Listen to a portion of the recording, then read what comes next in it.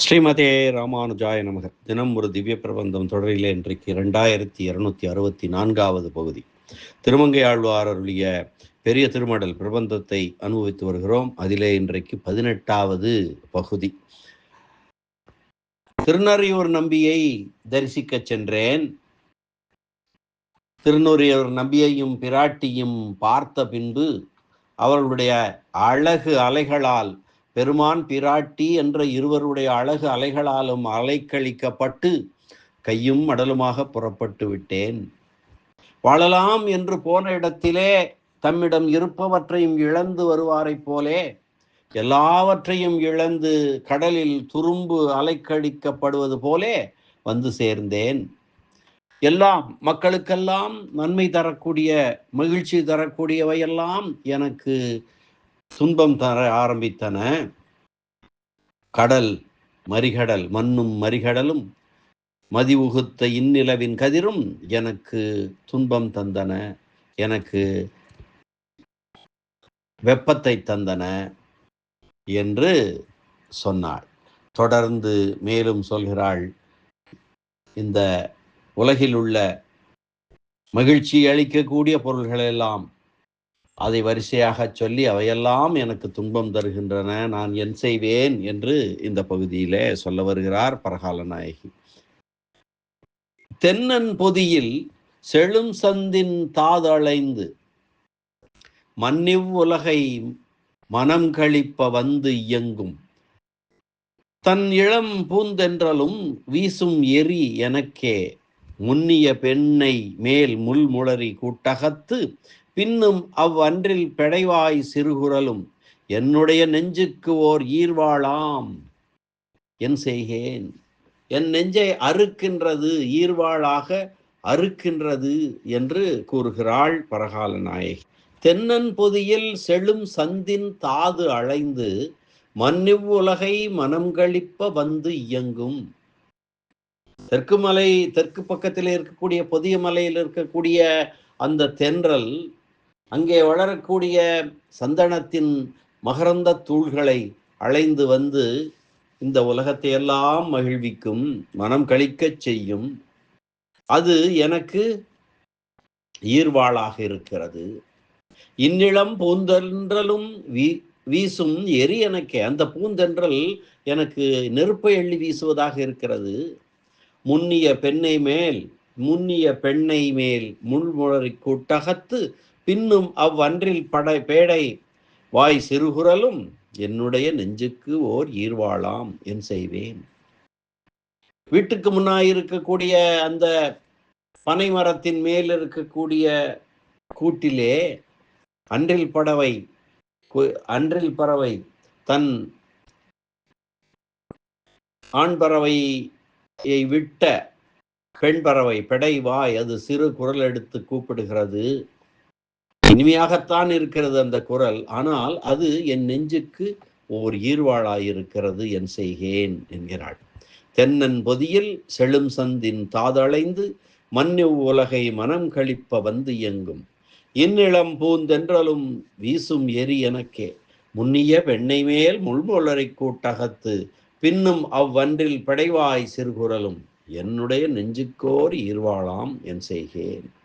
தென்னன் பொதியில் செழும் சந்தின் தாதளைந்து மன்னிவ் உலகை மனம் கழிப்ப வந்து எங்கும் இந்நிலம் பூந்தென்றலும் வீசும் எரி எனக்கே முன்னிய பெண்ணை மேல் முள்முளரி கூட்டகத்து பின்னும் அவ்வன்றில் படைவாய் சிறுகுரலும் என்னுடைய நெஞ்சுக்கு ஓர் ஈர்வாளாம் என் செய்கேன்.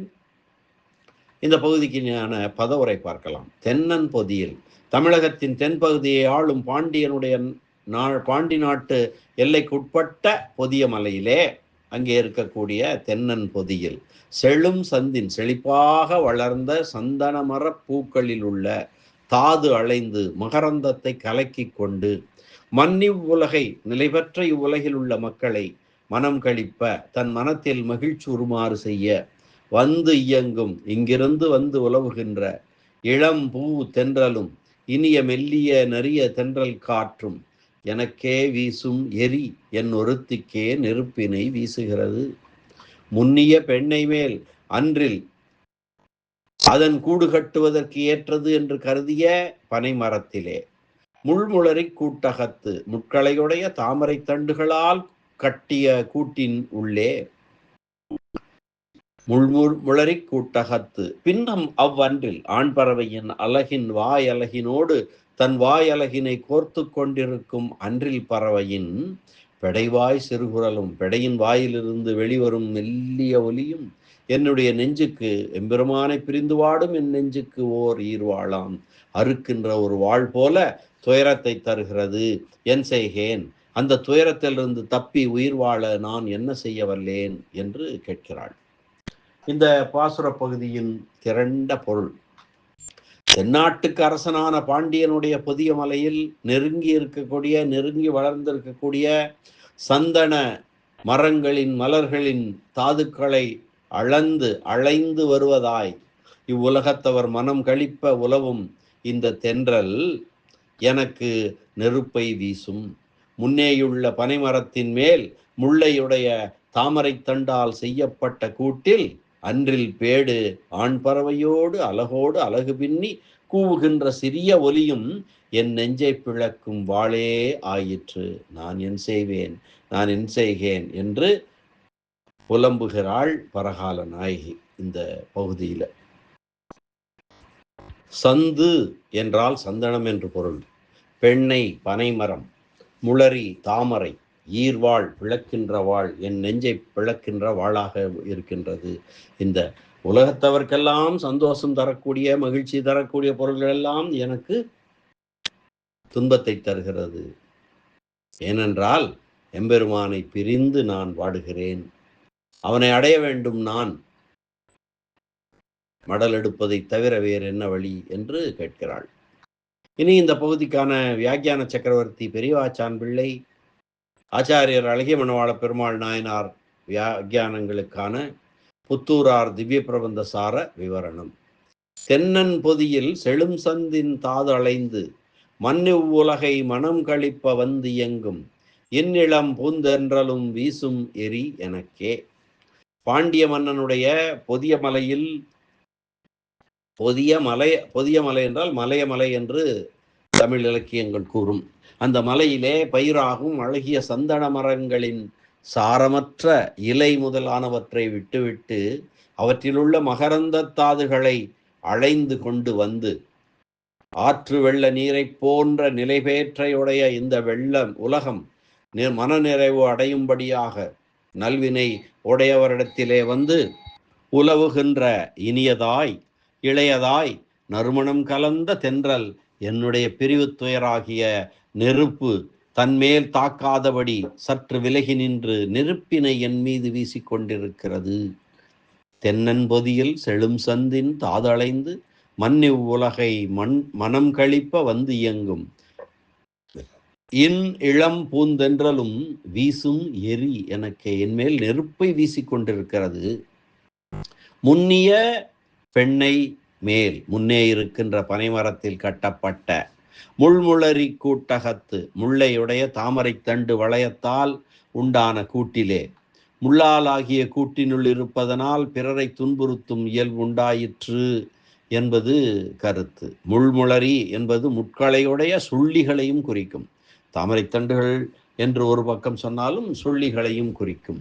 பின்னும் முன்கூறியவற்றுக்கு மேலே என்றும் ஒன்றோடொன்று வாயலகை பின்னிக் கொண்டிருக்கும் அன்றில் பறவைகளும் என்றும் பொருள் செய்யலாம். அன்றில் பெடைவாய் சிறுகுரலும் ஆணன்றிலின் வாயலகினோடு தன் வாயலகினை கோர்த்து கொண்டிருக்கும் பேடை அன்றில் பறவையின் வாயிலிருந்து புறப்படும் தழுதழுத்த மெல்லிய ஒலியும் ஒரு முறை பேசுவதற்கு முன் அயற்சி ஏற்பட 10 முறை உண்ண வேண்டும்படியான மெல்லிய ஒலி. அது ஆண் அன்றிலும் பெண் அன்றிலும் அழகினோடு அழகு கோத்து கொண்டிருக்கின்றன. அதில் அந்த அயற்சியினாலே ஆண் அன்றிலின் அழகு அப்படியே நழுவி விடுகிறது. அந்த கோத்து கொண்டிருக்கின்ற அந்த அலகுகள் நழுவியவுடன் பெண் அன்றிலுக்கு சோகம் வருகிறது. அதனாலே மெல்லிய குரல் எழுப்புகிறது. அது அயற்சி ஏற்பட்டு ஒரு ஒரு முறை பேசுவதற்கு முன் அயற்சி ஏற்பட 10 முறை உணவு உண்ண வேண்டும்படியான மெல்லிய ஒலி என்று சொல்லுகிறார் வியாக்கியான சக்கரவர்த்தி. அப்படி அந்த குரல் அது எனக்கு எப்படி இருக்கு என்றதால், என்னுடைய நெஞ்சுக்கோர் ஈர்வாளாம், அது முன்னமேயே நொந்து இருக்கிற என்னுடைய நெஞ்சை அறுக்கும் ரம்பமாக இருக்கிறது என்று குறிப்பிடுகிறார். என் செய்கேன், வலிமையற்று போயுள்ள நான் அந்த துயரிலிருந்து தப்பி உயிர் வாழ அவலையான நான் என்ன செய்ய வல்லேன், எனக்கு பிழைக்கவே வழியில்லையே, என்ன செய்வேன் நான் என்று புலம்புகிறாள் பரகால நாயகி.